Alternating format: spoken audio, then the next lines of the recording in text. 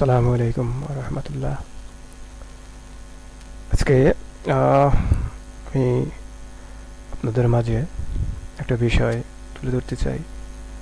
সেটা হচ্ছে আমাদের অন্তর্বর্তী সরকারের ব্যাপার। আমাদের অন্তর্বর্তী সরকার বলতে এটা বিপ্লবী সরকার বলা হয়। আমি মনে করি বিপ্লবী সরকার।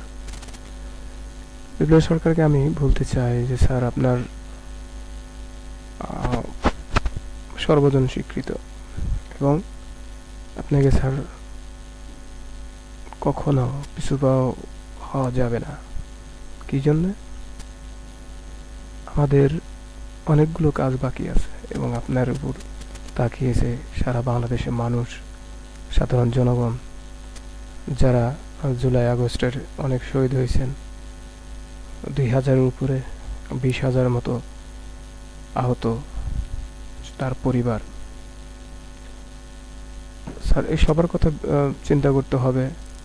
এই জন্য আপনাকে পিছিয়ে যাওয়ার কোনো অবকাশ নাই। সামনে যেতে হবে এবং অত্যন্ত দৃঢ়তার সাথে।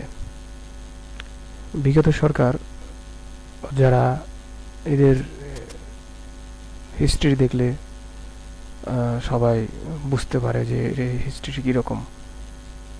তারা দেশকে একদম শেষ করে ফেলছে। বিলিয়ন ডলারের তারা চুরি করেছে, তারা চুরি ডাকাত। এদের কোনো দেশের প্রতি কোনো মায়া দয়া নাই। এরা বিগত সরকার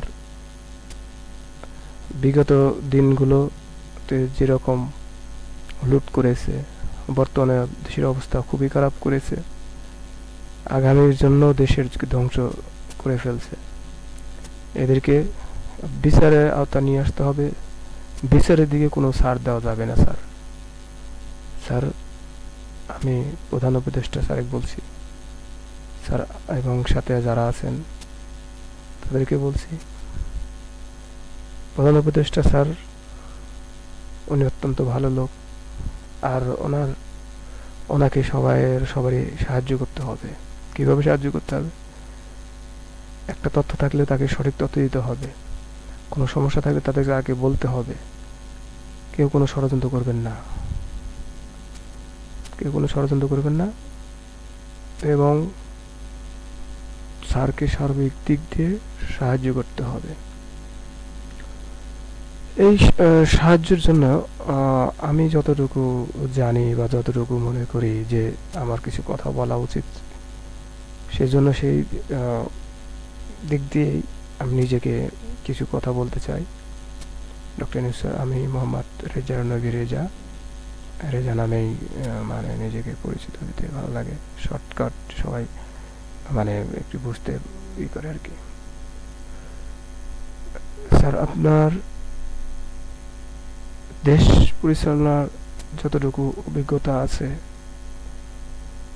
আসলে বাংলাদেশের মানুষ কিন্তু স্যার, বিশেষ করে যারা আমলা, যারা বিগত সরকার দোসর, তারা কিন্তু স্যার ভালো মানুষ না স্যার। ভালো মানুষ যদি হতো তাহলে আপনার এই বিগত দিন 4 মাসের ভিতরে তারা অনেক সহযোগিতা করত, কিন্তু তারা সহযোগিতা করেনি, বরং দলে দলে তারা শত্রুতা সৃষ্টি করছে এবং আপনার আশেপাশেই আছে এবং এরা চাচ্ছে যে আপনাকে যেন আপনি যেন কোনো কাজ না করতে পারেন, আপনাকে সহযোগিতা করছে না। কিন্তু তাহলে কি হবে স্যার? আমরা আপনাকে সহযোগিতা করব যতটুকু পারি বিভিন্ন দিক দিয়ে। এই জন্য মূলত আমার ভিডিওটা করা। স্যার আপনার যদি লোক লাগে, আপনি যদি মনে করেন যে আমার তরুণ জনগণ দরকার, 18 থেকে 30-40 বছরের, বিশেষ করে এই শক্তিটা আপনার দরকার, আপনি পেয়ে যাবেন স্যার। আপনি পাবেন, আপনি বলার সাথে সাথে পাবেন। মিনিমাম 1 থেকে 1.5 কোটি এরকম জনগণ আছে যারা স্বেচ্ছায় কাজ করতে চায়, দেশকে আগিয়ে নিতে চায়। বিগত সরকার দেশের এই তরুণ সমাজকে ধ্বংস করে ফেলেছে। আজকে একটা প্রতিবেদন দেখলাম যে 234 বিলিয়ন কোটি টাকা তারা লুট করে নিয়ে গেছে স্যার। এরা তো আসলে চোর না, এরা হচ্ছে ডাকাত। আর এদেরকে যদি বিচারে না আওতায় আনা হয়, তাহলে এই পরিবারটা যেভাবে দেশটাকে একটা বিপদের মধ্যে রেখে দিয়েছে, সামনে তো আমাদের জনগণের এই 18-20 কোটি মানুষের দায় দায় ভার অনেক হয়ে গেছে। এই দেশকে উন্নত করতে গেলে অনেক সময় লাগবে, যদি সঠিকভাবে পরিকল্পনা না হয়, যদি সঠিকভাবে পদক্ষেপ না নেওয়া হয়। এটা কিছু কিছু পদক্ষেপ যেটা আমি মনে করি যে আমার কিছু বলা উচিত, আমার ছোট জ্ঞানে যতটুকু আমি জানি সেই দৃষ্টিকোণ থেকে স্যার আমি মনে করি যে এই সরকার, বিপ্লবী সরকার, 4-5টা বিষয়ের উপর খুবই নজর দিতে হবে। তার ভিতরে একটা যেটা হচ্ছে আইসিটি বিভাগ। আইসিটি বিভাগে স্যার এটা সবচেয়ে বেশি দুর্নীতি হয়েছে আইসিটি বিভাগ থেকে। এই আইসিটি বিভাগে টাকা এরা লুট করেছে স্যার। আমরা পলককে ধরেছি, পলককে ধরা হয়েছে।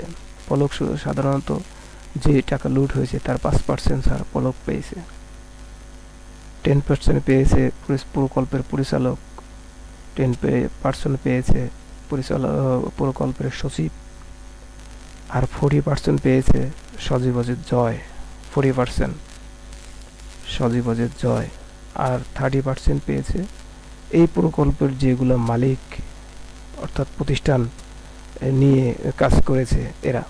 অর্থাৎ এই পলক থেকে শুরু করে প্রতিষ্ঠানের মালিক পর্যন্ত, অর্থাৎ যারা যে প্রতিষ্ঠানের আওতায় প্রকল্পগুলো কাজ হাতে নেয়, নামে মাত্র নিয়ে, কাজ করার মাত্র নিয়ে তারা শুধু নিয়েছে।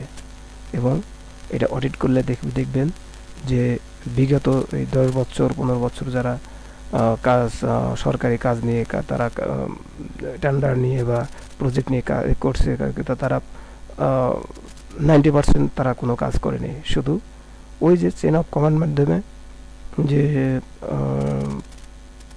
মন্ত্রী থেকে শুরু করে এই প্রকল্পের মালিক পর্যন্ত এরা এই টাকাটা ভাগ বাটোয়ারা করে নিয়েছে। অর্থাৎ পলক যেরকম দায়ী, এই প্রকল্পের পরিচালক, সচিব, সজীব অজিত জয়, আর এই প্রকল্পের যে কোম্পানি নিয়েছে সেই কোম্পানি মালিক সমানভাবে দায়ী স্যার।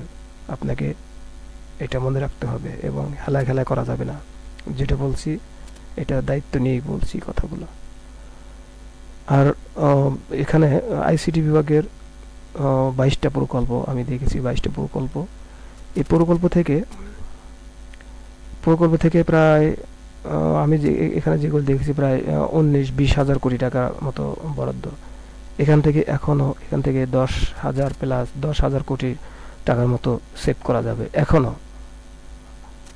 এখনো এখান থেকে এই টাকাটা সেভ করা যাবে, দায়িত্ব নিয়ে বলছি স্যার। আপনি পদক্ষেপ নিন। এখানে অনলাইনে সব কিছু বলা যায় না। অনলাইনে আমি বলছি আপনাকে স্যার, আসলে আমরা সাধারণ জনগণ ডাইরেক্ট আপনার কাছে যাওয়া যাচ্ছে না, এই জন্য অনলাইনে কিছু কিছু বিষয় বলা হচ্ছে। শুধু হিন্টস দিব আমি, এটা ডিটেলস আমি বলতে পারবো না। ডিটেলস আপনার সাক্ষাতে বলতে হবে। ডিটেলস এই টাকাটা কোথায়, কেমনে, সচিবালয়ের কাগজপত্র পুড়েছে, যেটা পুড়েছে এটাকে করার কিছু নাই, কিন্তু এটা সব তথ্য বের হবে, সব তথ্য বের করা যাবে, সব তথ্য বের করা যাবে, সেই ব্যবস্থাও আছে ইনশাল্লাহ। তাও আমি বলছি যে আইসিটি বিভাগের যেটা 10,000 কোটি টাকা এখনো এখান থেকে সেভ করা যাবে, তার বেশি হবে। আমি আমার জানা মতো আরও বেশি করা যাবে। তো আপনাকে বলে রাখছি যে আইসিটি থেকে 10,000 কোটি টাকা প্লাস সেভ করা যাবে। এবং এই প্রকল্পগুলো থেকে যেগুলো কাজ হচ্ছে, এটা নামে মাত্র প্রকল্প, এরাগুলো কোনো কাজ করেনি স্যার। অডিট করলে দেখবেন কোনো কাজই করে নাই। অর্থাৎ এই প্রকল্পের যেগুলো মালিক, ওদের ব্যাঙ্ক অ্যাকাউন্ট জব্দ করার ব্যবস্থা করুন অতি দ্রুত। কোনো সময় দেওয়া যাবে না। কালকেই 29 তারিখ থেকেই আপনি এইটা 3 দিনের ভিতরে সব প্রকল্প মালিকের ব্যাঙ্ক অ্যাকাউন্ট তলব করে এবং ফ্রিজ করে দেবেন। আর যদি হেল্প লাগে আমি যাব, কোনো সমস্যা নেই। ফ্রি অফ কস্টে করে দেবো সব কাজ, দেশের জন্য, দেশের মানুষের জন্য ইনশাল্লাহ করতে কোনো সমস্যা নেই। এটা হলো আইসিটি বিভাগ। দ্বিতীয়টা হচ্ছে স্যার শিল্প কারখানা, অর্থাৎ শিল্প, আমাদের শিল্প বলতে তো বোঝায় গার্মেন্টস, টেক্সটাইল, জুট ও লেদার এবং আরও যেগুলা প্রকল্প আছে সেগুলোকে বোঝায়, শিল্প কারখানা বোঝায়। এটা নিয়ে কিন্তু স্যার অনেক ষড়যন্ত্র হচ্ছে এবং ইন্ডিয়া এটা বাংলাদেশ বয়কট নামে তারা ডাক দিয়েছে। এবং এর ফলে কি হবে, আমাদের গার্মেন্টস, টেক্সটাইল, লেদার, এগুলা কেমিক্যাল, যেটা আমরা সাধারণত ইন্ডিয়ার উপর নির্ভর করি। কী জন্য ইন্ডিয়ার উপর নির্ভর করি? ইন্ডিয়ার উপর সুতো, তুলা, কেমিক্যাল, অ্যাক্সেসরিজ, এগুলা ইন্ডিয়া এই বিগত 15 বছর ইন্ডিয়ার উপর নির্ভর করা হয়েছে। কী জন্য হয়েছে? এই মার্কেটিংয়ের দায়িত্ব দেওয়া হয়েছে ইন্ডিয়াদের উপর। প্রত্যেকটা কোম্পানি দেখবেন যে ইন্ডিয়ান আছে মার্কেটিংয়ে, এরা কি করে, এই ইন্ডিয়ান থেকে রিকমেন্ড করে, ইন্ডিয়াতে রিকমেন্ড করে, ওখান থেকে সব তুলা থেকে শুরু করে তুলা, সুতা, কেমিক্যাল এবং অ্যাক্সেসরিজ, এটা ইন্ডিয়া থেকে নেওয়া হয়। এক্ষেত্রে এইভাবে টাকাগুলো আমাদের দেশ থেকে যে 10 বিলিয়ন প্লাস টাকা যে পাচার হয় কিভাবে, এই কোম্পানি, এই ইন্ডাস্ট্রিতে থেকে তারা মার্কেটিং করে, নামে মাত্র মার্কেটিং দায়িত্ব আছে যারা ইন্ডিয়াতে, তারা রিকমেন্ড করে, ওখান থেকেও কমিশন খায়, এখান থেকেও তারা টাকাটা পাচার করে। তো স্যার এটা আমাদের এখন সময় আসছে, এইটাকে আমাদের চিন্তা করতে হবে যে পার্শ্ববর্তী দেশ চায়না থেকে আমরা নিয়ে আসতে পারি, এটা অন্য কান্ট্রিতে আমরা ভিয়েতনাম থেকে নিয়ে আসতে পারি, আমরা আমেরিকা থেকে নিয়ে আসতে পারি, আমরা অন্যান্য কান্ট্রি যেগুলো আছে সেগুলো থেকে নিয়ে আসতে পারি। এই জন্যে অতি দ্রুত এই ইন্ডাস্ট্রি বাঁচানোর জন্য স্যার গার্মেন্টস ইন্ডাস্ট্রি না থাকলে কিন্তু স্যার দুর্ভিক্ষ হয়ে যাবে। দুর্ভিক্ষ এমন হয়ে যাবে যেটা অকল্পনীয় হবে। তাই দ্রুত বেগে ইন্ডিয়ানের উপর নির্ভরশীল না হয়ে আর বিভিন্ন প্রতিষ্ঠানের মার্কেটিং যেটা আছে, মার্কেটিংয়ে এগুলো ইন্ডিয়ানের লোকদের ফাইন্ড আউট করে তাদেরকে বিচারে আনতে হবে এবং সেই প্রতিষ্ঠানকে সতর্ক করে দেওয়া হোক কালকে থেকে, সব কাজগুলো কালকে থেকে কোনো দেরি করা যাবে না। এখানে অনেকগুলো আরও অনেক বিষয় আছে, সেটা আমি অনলাইনে না বললাম। আর একটা বিষয়, কোনো কোম্পানিকে এই মুহূর্তে বন্ধ করা যাবে না। যেমন বেক্সিমো কোম্পানি এখানে বন্ধ হলে 40,000 প্লাস কর্মচারীর চাকরি যাবে, আর ওর সাথে আরও মনে করেন যে 5 দিয়ে গুণন দেন, প্রায় 2 লক্ষ মানুষের পরিবারের সমস্যা হবে।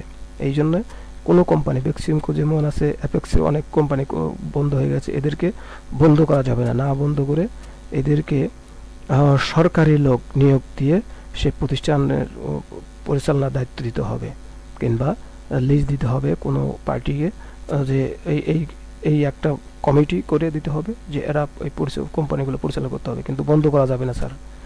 এটা একটু মাথায় নেন, কোনো কোম্পানি বন্ধ করা যাবে না, বেক্সিমকো কোনো কোম্পানি বন্ধ করা যাবে না। একটা কমিটি করে, সরকারিভাবে একটা কমিটি করে ওই কমিটি পরিচালনা করবে এবং প্রতি সপ্তাহ বা প্রতি মাসে তার রিপোর্ট দিবে, তার আপডেট দিবে। এভাবে কোম্পানিগুলো পরিচালনা করা যাবে, জয়েন্ট ভেঞ্চারের মাধ্যমেও করা যেতে পারে। তাই বলছি যে কোনো কোম্পানি কোনো বন্ধ করা যাবে না। অনেক ফ্যামিলি সমস্যা হয়ে যাবে, দেশে বেকারত্ব বেড়ে যাবে, হাহাকার পড়ে যাবে। আর এই বিশেষ করে এই অর্ডারগুলো, বেক্সিমকো কোম্পানি বিশেষ করে যেগুলো অর্ডার, গার্মেন্টস অর্ডার বা অন্যান্য এগুলো সাধারণত ফরেনার বা বড় বড় কোম্পানি জড়িত। এটা অনেক কোম্পানি জড়িত, এরা সাধারণত এরা এখানে বন্ধ করে দিলে পারে অটোমেটিক এই বাইরগুলো অন্য কান্ট্রিতে চলে যাবে এবং বিরাট ক্ষতি হবে, দেশের অনেক বিরাট ক্ষতি হবে। সেই জন্য বলছি যে কোনো কোম্পানি বন্ধ নয়, ওই কোম্পানিকে একটা কমিটি গঠন করে দেওয়া হবে যেটা পরিচালনা করবে, প্রতি মাসে রিপোর্ট দিবে, অডিট রিপোর্ট দিবে। হ্যাঁ, এইভাবে পরিচালনা করতে হবে। আরও অনেকগুলো বিষয় আছে সেটা সাক্ষাতে কথা বলতে হবে। তৃতীয় হচ্ছে স্যার বাংলাদেশের বাজেট অডিটিং বিষয় নিয়ে কথা বলতে চাচ্ছিলাম, যদিও এটা অত্যন্ত গোপনীয় কথা, তারপরেও বলছি যে বাংলাদেশের সর্বক্ষেত্রে যদি সুন্দরভাবে সুষ্ঠুভাবে পরিচালনা করা যায় তাহলে বাংলাদেশের বাজেট এখন বিগত সরকার করেছে, ডাকাত সরকার, ওরা করেছে 9 লক্ষ কোটি টাকা, এটা 5 লক্ষ কোটি টাকা আনা সম্ভব। কিভাবে সম্ভব সেটাও একটা সুন্দর ফ্রেমওয়ার্ক করা আছে। এভাবে করলে ওই টাকাটা সুন্দর ভাবে সঠিকভাবে ব্যয় করা সম্ভব, এবং এই বাজেটটা 9 লক্ষ কোটি থেকে 5 থেকে 6 লক্ষ কোটি টাকার ভিতরে আনা সম্ভব। ফলে বাংলাদেশের সব কিছু দ্রব্যমূল্য সব কিছু নাগালের ভিতরে আসবে। এবং এখানে অনেক একটা মেকানিজম আছে, সেটা আমি অনলাইনে বলতে পারলাম না, এটা আমি সাক্ষাৎ করে বলতে পারবো। এটা অডিটিং এবং বাজেটিংয়ের বিষয়, এটা ডিটেলস বলা যাবে সাক্ষাতে। তবে আমি আপনাকে এটাই অ্যাসিওর করতে পারি যে এই বাজেট 9 লক্ষ থেকে 5 লক্ষ বা 6 লক্ষ কোটি টাকাতে আনা সম্ভব। আর আরেকটা বিষয়, ভিডিওটা অনেক বড় হবে, সেজন্য আমি অল্প কিছু কথা বলে অনেকগুলো কথা সেটা আমি অনলাইনে বলতে পারবো না। আর একটা বিষয় আছে, সেটা হচ্ছে বেকারত্বের, যেটা আমাদের সবচেয়ে বড় সম্পদ, জনশক্তি। আমাদের প্রায় 6 লক্ষ থেকে 1.5 কোটি যুবক ভাই বোন আছে। এদেরকে সুশিক্ষিত করে তুলতে এবং এদেরকে প্রশিক্ষণ দিলে এই একটা বিরাট একটা জনশক্তি আমাদের তৈরি হবে। কোটি কোটি জনগণকে প্রশিক্ষণের মাধ্যমে আমরা দেশের যেরকম ফ্রিল্যান্সিং কাজ দিতে পারি, তেমনি আমরা রেমিটেন্স যোদ্ধা হিসেবে প্রস্তুত করে বাইরের কান্ট্রি দিতে পারি। তবে এটা একটা ফ্রেমওয়ার্কে নিতে আসতে হবে, শুধু তথাকথিত প্রজেক্ট দিয়ে এটা সম্ভব নয়। এখানে অনেকগুলো প্রজেক্ট দেওয়া হয়েছে বিগত সরকারে। দেখা যাচ্ছে যে আমাদের সমস্যা হচ্ছে 50 লক্ষ, আর এরা 5 বছর করে 20,000 15,000, তাহলে কি হবে? না, হবে না। এক বছরে 5 থেকে 6 লক্ষ যুবক ভাই বোনদেরকে প্রশিক্ষণের ব্যবস্থা করতে হবে, এবং সেই একটা পরিকল্পনা বা একটা সিস্টেম আমি করে রাখছি। সেটা ইনশাল্লাহ, এটা আপনি যখন কখনো সাক্ষাৎ হয় প্রধান উপদেষ্টার সাথে, তাহলে আমি এটা আপনাকে দেখে দিব যে একটা সুন্দর ইজিভাবে এটা সম্ভব। 5 লক্ষ যুবক ভাইদের প্রশিক্ষণ দিয়ে ফ্রিল্যান্সিং কাজ থেকে শুরু করে এটা বাইরের জনশক্তি রেমিটেন্স যোদ্ধা হিসেবে তৈরি করা যাবে। এটা কিভাবে আমি করব সেটা আমি একটুখানি বলি। এটা আমি আইসিটি বা আইটি দিক দিয়ে আমার কিছুটা এক্সপার্টাইজ আছে, অর্থাৎ আমি এই নিয়ে কাজ করতেছি বিগত 10 বছর 12 বছর হলো। তো সেই অভিজ্ঞতার আলোকে বলছি যে আমি প্রায় 10টা সাবজেক্ট নিয়ে আইটি প্রশিক্ষণ দিয়ে ফ্রিল্যান্সার তৈরি করা যায় সম্ভব। যেমন web development, software development, mobile app development, graphic design, data entry, digital marketing. তারপরে আরেকটা বিষয় হচ্ছে স্পেশাল বিষয়, যেটা অ্যাকাউন্টিং, বুককিপিং। এটা ফ্রিল্যান্সার, এটা ইন্ডিয়াতে হিউজ পরিমাণ ডিমান্ড, ওরা কাজ করে সারা পৃথিবীতে। এটা আমরাও প্রশিক্ষণ দিয়ে আমরাও করতে পারবো। এরপরে আছে গার্মেন্টস, মার্চেন্ডাইজিং বিষয়, তারপর টেক্সটাইল। এগুলো প্রায় সব মিলে 15টার মতো আমি সাবজেক্ট বের করছি। এখানে প্রশিক্ষণ দিয়ে ফ্রিল্যান্সিংয়ের মাধ্যমে আমাদের এই ভাই বোনেরা তারা যেমন ইনকাম করতে পারে, ফ্যামিলি যে ইনকাম করতে পারে, তেমনি দেশের রেমিটেন্স যোদ্ধা হিসেবে কাজ করতে পারে। স্যার, এটা আসলে অনলাইনে এভাবে বলা ঠিক হবে না, বা কেমনে কী করবো সেটা আপনাকে আমি যখন ফিজিক্যালি কথা বলি, সাক্ষাৎ হয় কোনো দিন, যখন সাক্ষাৎ হবে তখন এটা বলা যাবে। তো স্যার, আমি আপনাকে এটা অ্যাসিওর করতে পারি, আপনি ডাক দিলে 1 থেকে 1.5 কোটি জনগণ, ইয়ং জনগণ আসবে, আপনার ভয়ের কিছু নাই। স্যার, আপনাকে এটা বুঝতে হবে যে বিগত আওয়ামী লীগের দোসর, অর্থাৎ যারা আমলা, ওরা আওয়ামী লীগের যারা সুবিধাভোগী, যারা চিটার বাটপারি করে টাকা চুরি করে, তাদেরকে শাস্তি দিতে হবে। কিন্তু সাধারণ জনগণ, অনেক আওয়ামী লীগ আছে সাধারণ জনগণ যারা এখানে তারা চুরির সাথে জড়িত না, তাদেরকে কখনো হয়রানি করা যাবে না। কিন্তু যারা চোর, আওয়ামী লীগ করে যারা চোর, তাদেরকে আপনি শাস্তি দেবেন, এটাই প্রত্যাশা করি। অনেকগুলো কথা আছে, সেগুলো কথা সাক্ষাৎ হলে আমি বলতে পারবো। তাই স্যার, আপনাকে বলি, পিছনে যাওয়ার কোনো রাস্তা নেই, সামনে যে দেশকে এই খাত থেকে বিপদ থেকে রক্ষা করতে হলে আপনাকে সুন্দর পরিকল্পনা নিয়ে এবং ভালো লোক নিয়ে পরিচালনা করতে হবে। এই ক্ষেত্রে আরেকটা বিষয় আমি একটু ভুলে গেছি, যেটা হচ্ছে আপনি একটু ফেলে হিন্টস দিচ্ছি, সেটা হচ্ছে যে ভিলেজ সিকিউরিটি ফোর্স গঠন করতে হবে, ভিলেজ সিকিউরিটি ফোর্স গঠন করতে হবে, ভিলেজ সিকিউরিটি ফোর্স গঠন করতে হবে, যেটা বাংলাদেশের 87,000 গ্রামে থেকে প্রতি 5 জন করে নিয়ে এই কাজটা করা সম্ভব। এতে কি হবে, এতে যেমন সব সার্বিক দিক দিয়ে আইন শৃঙ্খলা রক্ষা পাবে, তেমনি মানুষের ভিতরে একটা স্বস্তি আসবে, তারা একটা মানুষের চাওয়া পাওয়া তারা পেশ করতে পারে, এবং বাংলাদেশের কোনো গ্রামে কোন জায়গায় কি হচ্ছে সেই খবরটা জানা যেতে পারে।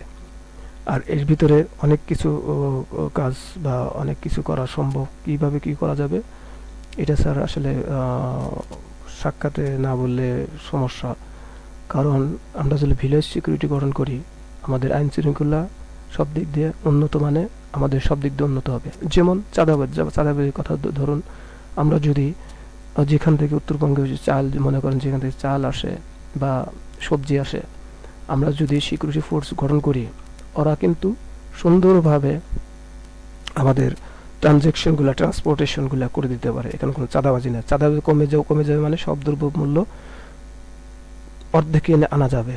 এটা আমি আপনাকে ইনশিওর করে দিতে পারি স্যার। প্রত্যেকটা পণ্য অর্ধেক মূল্য আসা যাবে। এখন যদি 60 টাকা কেজি চাল থাকে, 3 মাস পরে আমরা 30 টাকা কেজি চাল দিতে পারবো, যদি আমরা সেই বুদ্ধি নিয়ে সেই সিস্টেম মেকানিজম নিয়ে কাজ করি। সব কিছুরই অর্ধেক আনা যাবে। চালের দাম এখন 60 টাকা আছে, 30 টাকা আনা সম্ভব। আমরা অন্যান্য সেবা অর্থাৎ এখন যা আছে তার অর্ধেক আনা সম্ভব। এটা সিস্টেম যেতে হবে। এই জন্যে ছাত্র জনতাকে এইভাবে আপনার ভিলেজ সিকিউরিটি ফোর্স হিসেবে গ্রহণ করার চিন্তা ভাবনা করুন। এটা তারপরে যারা সরকারের গঠন করবে, নির্বাচনের পরে সরকার গঠন করবে, তারাও দেখবেন যে এটা সুন্দরভাবে পরিচালনা সোজা হয়ে গেছে। অর্থাৎ আপনাকে দিয়ে শুরু করতে হবে, আপনাকে এই পথ অত্যন্ত কঠিন পথ আপনার দিয়ে শুরু করতে হবে। আর এই পথের জন্য আমরা বিভিন্নভাবে কাজ করব। আমরা দেশের জন্য জুলাইয়ে যেরকম বেরিয়েছিলাম জীবন দেওয়ার জন্য, আমরা জীবন দিতে ভয় পাবো না ইনশাল্লাহ। স্যার আপনাকে ধন্যবাদ, যারা ভিডিওটা শুনছেন তাদের ধন্যবাদ। যদি এখান থেকে কোনো কিছু নেওয়ার কিছু মনে থাকে তাহলে নেবেন, আর যদি যেটা বর্জন করার কিছু থাকে তাহলে বর্জন করবেন। তবে আমি আমার ব্যক্তিগত থেকে, যদিও আমার ওই রকম ক্যাপাসিটি নেই, তারপর আমি ব্যক্তিগত থেকে আমি চেষ্টা করব যে প্রশিক্ষণের ব্যবস্থা করার চেষ্টা করব, যেটা অনলাইনে যদি করতে পারি কিনা সেটা চেষ্টা করব। আর আপনাকে বললাম যে প্রতি বছরে 5 লাখ কীভাবে হবে, 495টা থানা, 495টা থানার ভিতরে আমরা যদি সেই প্রশিক্ষণ করি তাহলে এমনি আসবে 200 করে লোক, প্রতি সপ্তাহে 200 করে লোক প্রশিক্ষণ দিবে প্রতিটি সেন্টারে। দেখবেন হয়ে যাবে। এটা অনেকগুলো ব্যাপার আছে, সেটা সাক্ষাতে বলতে হবে। ঠিক আছে, এই ভিডিও অনেক বড় হয়ে যাচ্ছে, এই জন্য আর কোনো কথা নাই। আর আমাদের আরেকটা বিষয়, যেটা আমাদের বাইরে যে ভাইরা আছে, বিশেষ করে পিনাকিদা, আর ওখানে আছে ইলিয়াস ভাই, আরও আছে অনেকগুলা, কনক সারোয়ার সহ আরও অনেক আছে যারা নাম আমি বলতে পারছি না। আর্মিরও ভাই আছে বেশ কয়েকজন, অনেকগুলো ভাই আছে। সবার কথা বিবেচনা করবেন। এরা অ্যাকচুয়ালি দেশের জন্য কাজ করতে চায়। এদেরকে যত দ্রুত আপনি কাজে ব্যবহার করবেন। ওরা তো প্রয়োজনে দেশে এসে কাজ করলো, বরং দেখবেন যে এরা বিনা পরিশ্রমে কাজ করবে। তাহলে আপনি যদি বিনা পরিশ্রমে ভালো যদি কাজ করে থাকে সেটা ভালো, নাকি আপনার ওই চোর ডাকাতদের যারা আশেপাশে তাদের দিয়ে কাজ করলে ভালো? আপনাকে একটা মনে রাখতে হবে যে আপনি কিন্তু একটা অত্যন্ত কঠিন বিপদের ভিতরে আছেন। যে কোনো মুহূর্তে যে কোনো একটা ঘটনা ঘটতে পারে। তাই আপনি সতর্ক থাকবেন। আমরা আপনার জন্য দোয়া করতেছি প্রধান উপদেষ্টা স্যার। আল্লাহ আপনাকে সাহায্য করবে। আপনি এইগুলো বিষয় নিয়ে একটু চিন্তা ভাবনা করিয়েন। আর যখন চাইবেন ইনশাল্লাহ এই বান্দা হাজির হবে, বিনা পরিশ্রমে কাজ করতে ইচ্ছুক, দেশের মানুষের জন্য, দেশের যত জনগণের জন্য। দেশ উন্নত হলে এটাই আমাদের সার্থক হবে, এটাই নিয়ে আমাদের কাজ করা উচিত। ঠিক আছে, আসসালামু আলাইকুম রহমতুল্লাহ।